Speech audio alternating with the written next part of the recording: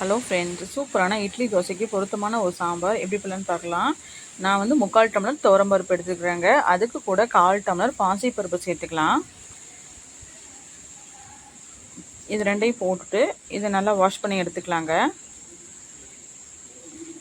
அது கூட 4 பல்லு பூண்டு, ஒரு கேரட்டு கட் பண்ணி போட்டிருக்கிறேன்.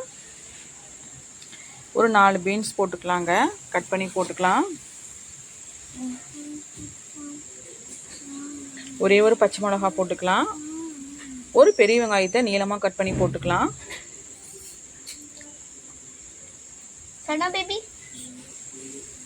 தக்காளி வந்து நான் 3 தக்காளி சேர்த்துருக்குறேங்க, கட் பண்ணி போட்டுக்கலாம்.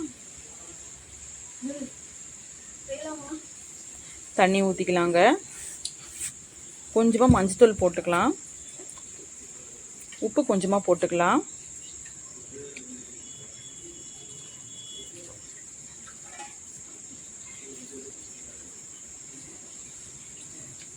மல்லித்தூள் 1/2 டீஸ்பூன் மட்டும் போட்டுக்கலாங்க. போட்டுட்டு குக்கரை க்ளோஸ் பண்ணி கரெக்டாக 3 விசில் விட்டு எடுத்துக்கலாம். இப்போ பார்த்தீங்கன்னா நல்லா வெந்துருச்சு பருப்பு. இட்லி தோசைக்கெலாம் ரொம்பவே சூப்பராக இருக்குங்க. இந்த மாதிரி சாம்பார் வச்சிங்கன்னா குயிக்காக வச்சிடலாம். 1 பார்ட் சாம்பார் தான், ஈஸியாக வச்சிடலாம். இது பார்த்தீங்கன்னா கொஞ்சமாக புளிக்கரைசல் ஊற்றிக்கலாம். ஊற்றிட்டு ஒரு கொதி வச்சு இறக்கி வச்சிடலாங்க. இப்போ வந்து நம்ம ஒரு வடை சட்டியில் எண்ணெய் ஊற்றி சேர்த்துக்கலாம். நான் வந்து 1 டீஸ்பூன் கடுகு, 1/2 டீஸ்பூன் சீரகம், 1/2 டீஸ்பூன் வெந்தயம், ஒரு பெரிய வெங்காயத்தை கட் பண்ணி போட்டுக்கலாம். 2 கொத்து கருவேப்பிலை, ஒரு காஞ்ச மிளகாய் போட்டுக்கலாங்க. இதை நல்லா வதக்கிக்கலாம். நல்லா கலர் மாறுற வரைக்கும் நல்லா வதக்கிக்கலாங்க. கொஞ்சமாக பெருங்காயத்தூள் போட்டுக்கலாம்.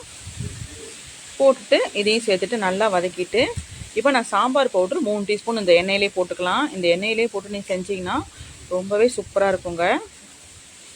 இந்த மாதிரி எண்ணெயிலே போட்டுட்டு நல்லா 2 வதக்கிக்கலாம். இப்போ வேக வச்ச பருப்பில் எடுத்து நம்ம அதை ஊற்றிக்கலாம்.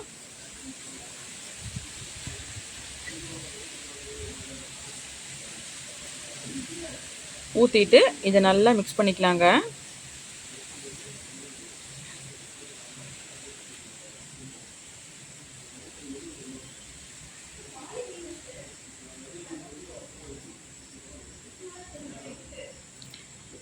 சூப்பரான நமக்கு சாம்பார் ரெடி ஆயிடுச்சு.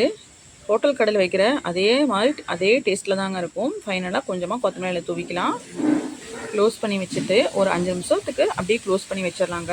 இப்போ பார்த்தீங்கன்னா நல்லா சுட சுட இட்லியோட நல்லா சாம்பாரை நல்லா அது மேலே ஊற்றிடலாங்க. தொட்டு சாப்பிடக்கூடாது, நல்லா ஊற்றி சாப்பிட்டோம்னா ரொம்பவே சூப்பராக இருக்கும்.